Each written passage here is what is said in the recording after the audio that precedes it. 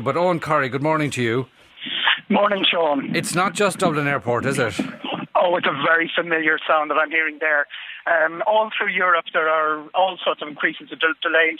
A couple of things happening here, Sean. One of the big ones is that the Schengen region, obviously that is almost the whole of Europe, but not including Britain and Ireland, they've introduced regulations in April, and that means that all passports to and from the Schengen area, which includes all our major holiday destinations, now have to be scanned.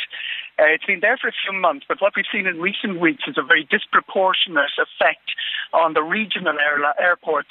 To give an example, Aer Lingus will have 20 routes that just run for the summer. Ryanair will have 22 from Dublin, and most of the Cork, Shannon, Knock, Kerry, and some of the Belfast would be regional as well. So we're seeing big Schengen visa immigration and coming back in the other direction, queue problems.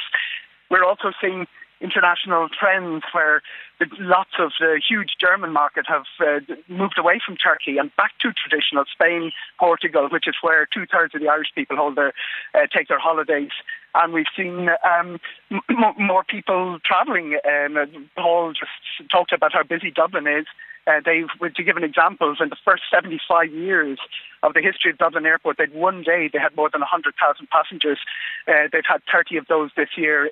100,000 is the new norm. That's putting the pressure points on various parts of the airport that your tweeter would have recognised. There's also country by country and airport by airport, new security checks. Politicians are always, they like to be able to tell the electorate that they're making travel safer, and one of the things they always do is beef up airport security. And since the end of July, the flights into America have had to go through a rigorous new ramping up of security checks. It was put in as the alternative to the famous laptop ban that wasn't implemented. They're all coming. And the other thing I noticed, and I'm in Salzburg this morning, and the first discussion I had this morning was the pressure on the airport. More people travelling, airports of Europe, particularly the regional airports, pushing for growth, rapid growth, and then not having the infrastructure to cope with it. It's a very common problem. And to the extent of the problem is that Ryanair, who never really pushed too hard on getting passengers to the airport early, they sort of have this attitude that check in online and breeze up to the gate in time and we'll be happy. Have been emailing people, say, check in 2 hours in advance in certain European airports. I'm looking at a headline in the British edition of the Daily Mail: shambles at EU airports, holidaymakers queue for hours as Brussels imposes tough passport checks and British families suffer most. Now there's another agenda at work there, quite clearly. The British coverage will be very self-centred, but what is really happening is that non-Schengen people are subject to a more rigorous check.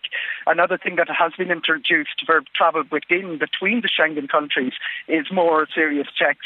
It was pretty much the immigration officer would wave you through if you were going from France to Germany, and they've imposed more checks there. It's a bit self-centred with the Daily Mail, but what they're noticing and what they're reporting on is that Schengen ban that's been into Schengen. All passports have to be scanned. The old wave through is gone. That has been implemented since April. But as I say, it's only now we're seeing it really causing problems at some of the regional airports where the staffing levels wouldn't be very high. And Owen, I know we're moving a little further away from the original discussion, but is this going to get worse as a result of Brexit? All of the wind is blowing in that direction, Sean, not just as a result of Brexit. The tension, the ramping up of tension that passengers will be subject to attack is almost on a weekly basis. You have a foiled plot on attacking an aircraft. The last one was Australia at the weekend. The attitude of the Americans towards aviation and immigration checks. Some of your listeners will have been through 3-hour queues in Houston and Chicago, O'Hare and Miami at airport security. What tends to happen in Europe is our airport security has been sorted. Once it has close to 30 minutes at airports like Paul's, the alarm bells go off and measures are taken to bring in extra staff. But there are other pressure points which aren't as regulated, and that's where we see a lot of the problems arising. Okay, we'll leave it there for now. Thanks to all three of you. That's Eoghan Corry there, who is editor of Travel Extra, and my thanks as well to Brendan O'Dowd, pilot and representative of IALPA, that's the Irish Airline Pilots Association, and to Paul O'Kane, Chief Communications Officer with the Dublin Airport Authority. Thank God for home holidays. We'll be talking about the male midlife crisis with Harry and Enda after the break. Today with Sean O'Rourke on RTE Radio 1.